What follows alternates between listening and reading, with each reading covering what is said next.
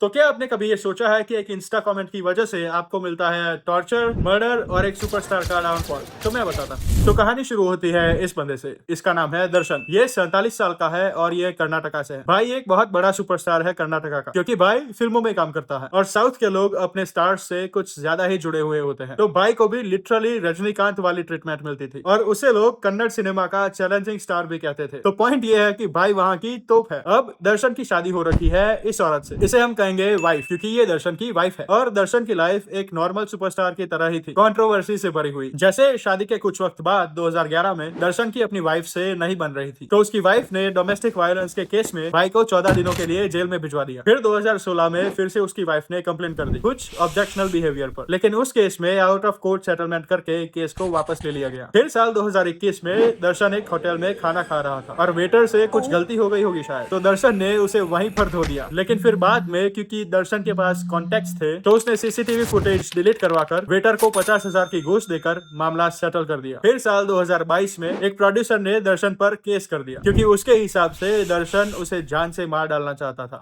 अपनी पिक्चरों में तो ये बड़ा शरीफों वाला रोल प्ले करता है, जो भी हो ये वाला बहुत बढ़िया है। तो साल 2023 में दर्शन के पड़ोसी ने उसके साथ झगड़ा कर लिया कुछ पार्किंग के मामले में, और दर्शन उससे इतना गुस्सा हो जाता है कि वो कुत्ते छोड़ देता है अपने पड़ोसियों पर, जिसके बाद दर्शन पर केस भी होता है, लेकिन बाद में फिर सेटलमेंट भी हो जाता है। अब इतना काफी नहीं था कि दर्शन का एक लफड़ा भी चल रहा था इस औरत के साथ। इसे हम कहेंगे बाहर वाली, क्योंकि ये बाहर वाली थी। तो बाहर वाली एक फैशन डिजाइनर थी, लेकिन उसे एक्टिंग में जाना था। स्टार्टिंग में काफी कोशिशों के बाद भी मौका ना मिलने की वजह से वो शादी करके अपना घर बसा लेती है, लेकिन उसके भी रिश्ते अपने पति से अच्छे ना होने की वजह से वो अपनी बेटी को लेकर अलग रहने लगती है। और उसके बाद वो मिलती है दर्शन से, जो कि अपनी पिक्चर के लिए कोई नई एक्ट्रेस ढूंढ रहा था। अब जितना मैंने पढ़ा है उसके हिसाब से तो उस पिक्चर में दर्शन ने बाहर वाली को नहीं लिया था, लेकिन उसी दौरान उन दोनों के रिश्ते काफी ज्यादा गहरे हो गए थे। फिर आता है दर्शन का वीडियो बाहर वाली के साथ, जिसमें वो बाहर वाली की बेटी का बर्थडे मना रहा है। और इसके बाद एक और रील सामने आई, ये वाली।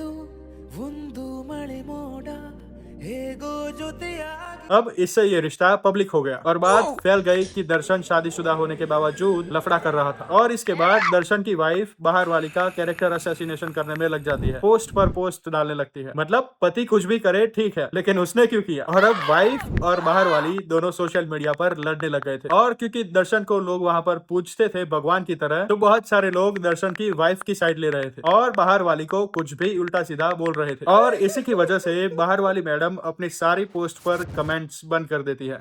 अब इस कहानी को यहाँ रोकते हैं और बात करते हैं इस बंदे की। इसका नाम है रेणुका। ये 33 साल का है और ये भी कर्नाटका से ही है। और ये भी दर्शन के उन हार्डकोर फैंस में से था जो उसकी पूजा करते थे। भाई दर्शन का इतना बड़ा फैन था कि चाहे कुछ भी हो जाए, किसी भी कीमत पर दर्शन की हर पिक्चर को फर्स्ट डे फर्स्ट शो में ही देखना है। मतलब ये वो वाला बंदा था। और जब वाइफ और बाहर वाली के बीच में सोशल मीडिया पर ये लड़ाई चल रही थी, तब रेणुका भी एक कीबोर्ड वॉरियर था। वो बाहर वाले को उल्टा सीधा लिखता ही रहता था, जैसे कि शादी क्या होती है पता भी है, फीलिंग्स के साथ मत खेलो वगैरह वगैरह। और फिर रेणुका एक और स्टेप आगे चला जाता है। वो इंस्टा पर एक फेक आईडी बनाकर बहुत ही घटिया कमेंट करता है बाहर वाली पर। और जब बाहर वाली ये कमेंट देखती है, उसकी सटक जाती है और वो वहां पर उसका रिप्लाई भी देती है, जिसमें उसने ये लिखा था, time will answer, just wait and watch. अब बाहर वाली गुस्से में दर्शन के पास पहुंचकर ये कहती है कि ऐसे लोग हमें ये कैसे कह सकते हैं, वो ऐसा कैसे बोल दिया, हमें उन्हें सबक सिखाना ही पड़ेगा। और दर्शन कहता है कि ठीक है, मैं कुछ करता हूँ। अब दर्शन के पास प्लान है। दर्शन अपने एक एम्प्लॉय से बाहर वाली का एक फेक आईडी बनवाकर रेणुका से चैट करने लगता है और रेणुका भी उसे असली मानकर चैट करता ही रहता है। और एक पॉइंट के बाद रेणुका उसे अपना असली नाम और एड्रेस बता देता है। और एड्रेस का पता चलते ही दर्शन कुछ लोगों को 30 लाख रुपए देता है रेणुका को किडनैप करने के लिए। तो अब दूसरे दिन रेणुका फार्मेसी में अपने काम पर जा रहा था और तभी कुछ लोग उसे रास्ते में कहते हैं कि उन्हें दर्शन ने भेजा है और उससे माफी मांगने के लिए दर्शन ने उसे बुलाया है। और ये सुनते ही रेणुका कहता है कि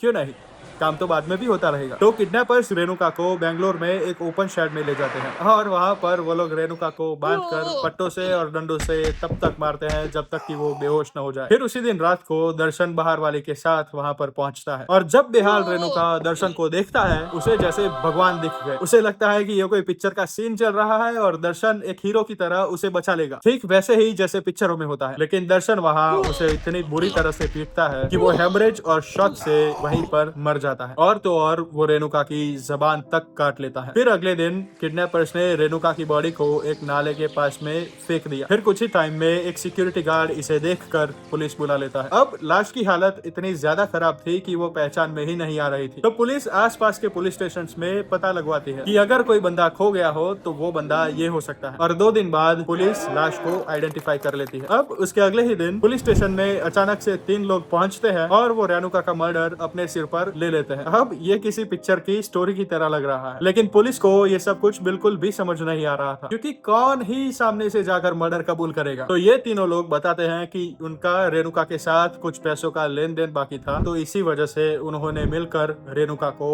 मार दिया। और पुलिस को ये बात हजम नहीं हो रही थी, तो पुलिस उन तीनों को अलग अलग बिठाकर पूछताछ करती है और उन तीनों की स्टोरी में कंसिस्टेंसी ना होने की वजह से पुलिस उन पर बिल्कुल भी यकीन नहीं करती। फिर पुलिस उनकी कॉल डिटेल्स और फोन लोकेशंस पता करती है और तब पुलिस को पता चलता है कि ये सब कुछ चैलेंजिंग स्टार दर्शन से कनेक्टेड है। और फिर पुलिस उन तीनों लोगों से फिर से पूछताछ करती है और तब एक बंदा सब कुछ उगल देता है और वो ये भी बताता है कि दर्शन ने उन तीनों को 5-5 लाख रुपए दिए थे खाली ये जुर्म कबूल करने के लिए। और उसके तुरंत बाद पुलिस दर्शन को जिम में से अरेस्ट कर लेती है। फिर पुलिस उन किडनैपर्स को भी अरेस्ट कर लेती है जो रेणुका को शेड में ले गए थे। फिर एक एक करके पुलिस ने 17 लोगों को अरेस्ट कर दिया इस केस में। और फिर अक्टूबर 2024 में दर्शन को बेल मिल जाती है हाई कोर्ट में से, लेकिन फिर सुप्रीम कोर्ट उस बेल को कैंसिल कर देती है और आज तक सुपरस्टार दर्शन और बाहर वाली दोनों जेल में ही है और केस अभी भी चालू है। और अब ये है दर्शन और ये है बाहर वाली, जिसका असली नाम है पवित्रा गौड़ा। अब मेरे हिसाब से शायद दर्शन का पकड़ा जाना बहुत ही मुश्किल था अगर वो फिल्मी अंदाज में उन 3 लोगों को न बेचता।